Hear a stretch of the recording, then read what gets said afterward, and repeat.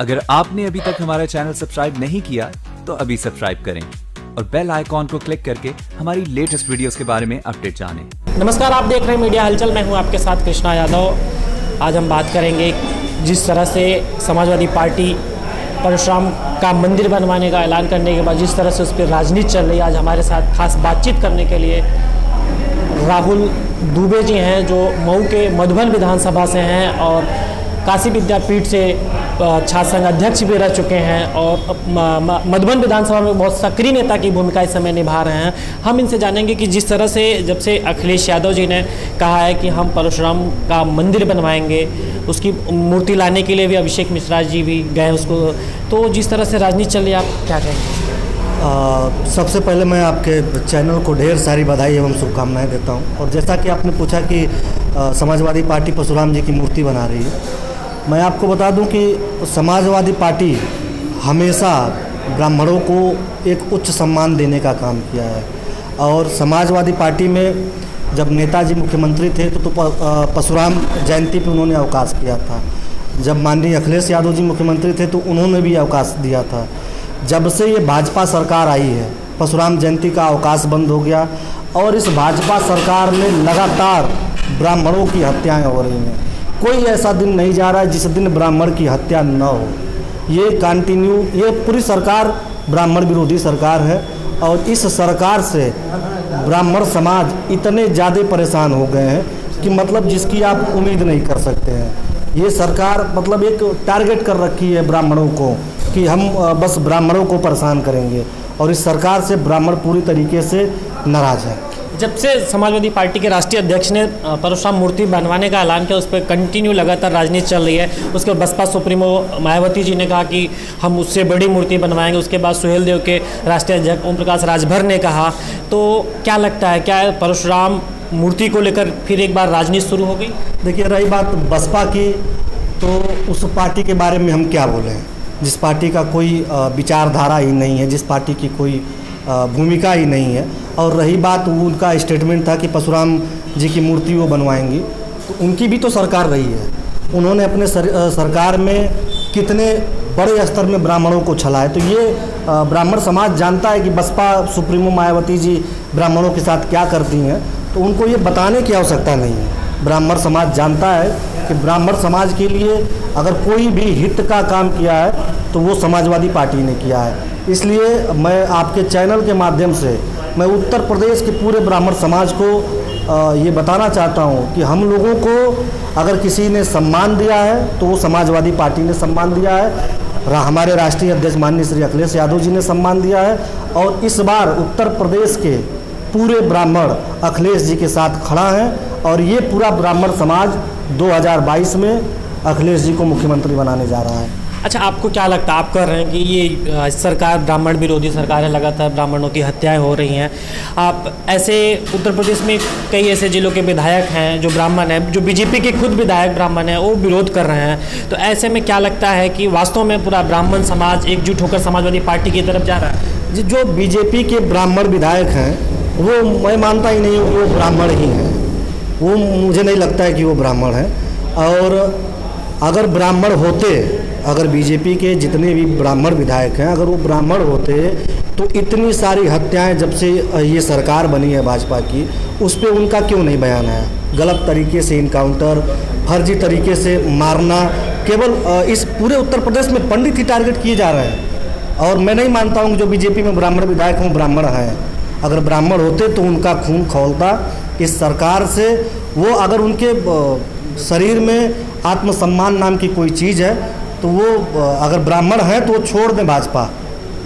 वो हमें नहीं लगता है कि वो ब्राह्मण है। अगर ब्राह्मण होते तो वो इस सरकार का बहिष्कार करते। तो ब्राह्मण समाज भाजपा से इतना नाराज़ है, इतना नाराज़ है कि ब्राह्मण समाज अब जा रहा है 2022 में अखिलेश जी को मुख्यमंत्री बनाने। राहुल दुबे जी, एक सवाल आपसे ये कि आप ब्राह्मण समाज से आते हैं और आप समाजवादी पार्टी में हैं और आप मऊ के मधुबन विधानसभा में लगातार एक सक्रिय कार्यकर्ता नेता की भूमिका निभा रहे हैं। तो समाजवादी पार्टी ने जब परशुराम मूर्ति बनवाने का ऐलान किया तो क्या पार्टी का क्या स्टैंड है?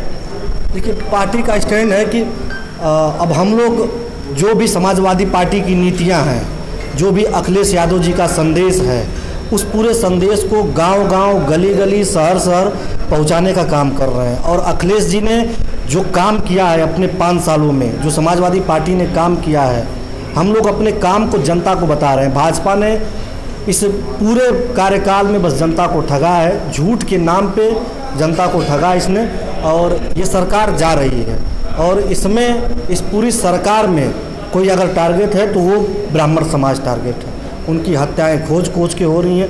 हो सकता है कि आज मेरी बारी है, कल उनकी बारी है, परसों किसी और ब्राह्मण की बारी है, तो इस सरकार में कोई भी ब्राह्मण की हत्या हो सकती है और कभी भी हो सकती है। अच्छा, लॉ एंड ऑर्डर को लेकर लगातार सवाल उठ रहे हैं। आप विपक्ष के नेता हैं, सबसे बड़ी पार्टी विपक्ष समाजवादी पार्टी के सक्रिय कार्यकर्ता हैं। लॉ एंड ऑर्डर को लेकर जैसे कांग्रेस भी आरोप लगा रही है और जो निर्दलीय लोग हैं वो भी आरोप लगा रहे हैं। समाजवादी पार्टी के सभी नेता लॉ एंड ऑर्डर को लेकर, खासतौर लॉ एंड ऑर्डर इस सरकार में निशाने पर, जिसको लेकर आप क्या कहेंगे? देखिए, लॉ एंड ऑर्डर के बारे में आप पूछ रहे हैं तो अंधेरी नगरी चौपट राजा, ये कंडीशन है इस सरकार की।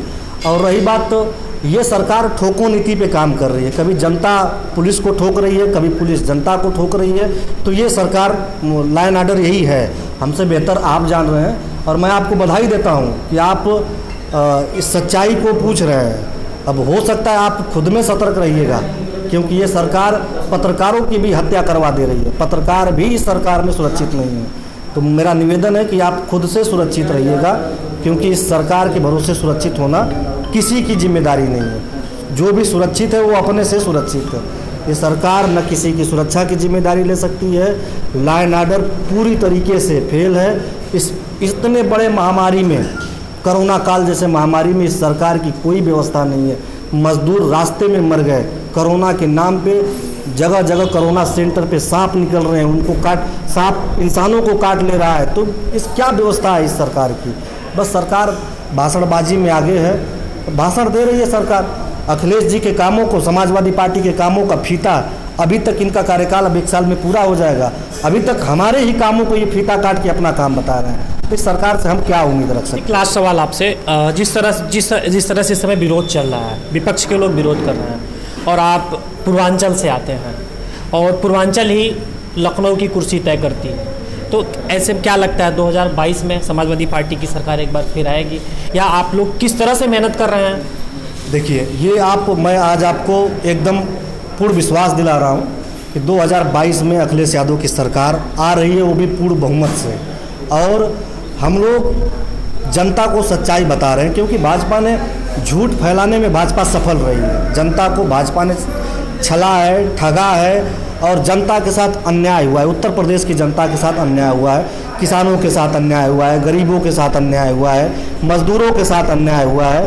ना एक सरकार की नीति होती है रोटी, कपड़ा और मकान, उस पर सरकार पूर्ण रूप से फेल है। और जब हमको मूलभूत सुविधा नहीं मिलेगी तो हम किस लिए भाई सरकार को चलाएंगे? इसलिए जनता इनसे परेशान होके और अखिलेश यादव जी को 2022 में पूर्ण बहुमत से मुख्यमंत्री बनाने जा रहे हैं। तो राहुल दुबे जी का साफ तौर पे कहना है कि जिस तरह से जनता के साथ अन्याय हो रहा है, जिस तरह से भारतीय जनता पार्टी का विरोध हो रहा है, उससे इनको साफ तौर पर नजर आ रहा है। जिस तरह से समाजवादी पार्टी के कार्यकर्ता इस समय अपने क्षेत्रों में मेहनत कर रहे हैं और इनका साफ तौर पर कहना है कि 2022 में समाजवादी पार्टी की सरकार एक बार फिर पूर्ण बहुमत से आएगी।